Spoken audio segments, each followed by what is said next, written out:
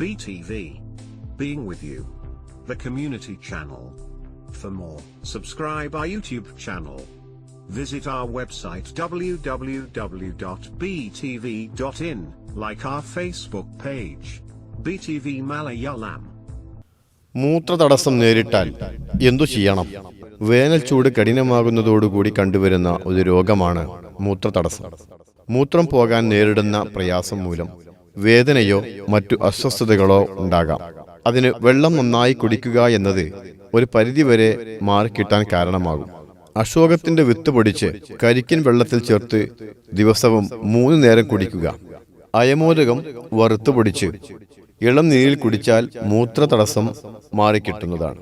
കൂടാതെ പശുവിൻ പാലിൽ ശതാവരിക്കിഴങ്ങ് ചതച്ചു ചേർത്ത് അതും കഴിക്കുക. അല്ലെങ്കിൽ ഞെരിഞ്ഞിൽ അരച്ചോ പൊടിച്ചോ വെള്ളം തിളപ്പിച്ച് ആറിയ ശേഷം കുടിക്കുന്നത് മൂത്രം നല്ലവണ്ണം ഒഴിഞ്ഞു പോകാൻ സഹായകമാകും. നെല്ലിക്ക അരച്ച് അടിവയറ്റിൽ പുരട്ടുക. അതല്ലെങ്കിൽ അരക്കറ്റം അരവരെ മൂടാവുന്ന തരത്തിൽ വെള്ളത്തിലിറങ്ങി നിൽക്കുക. അരക്കു താഴെ നല്ലവണ്ണം വെള്ളം ഒഴിക്കുക. വെള്ളരിക്കൈയുടെ ഉൾഭാഗം അരച്ച് അടിവയറ്റിൽ വെക്കുക.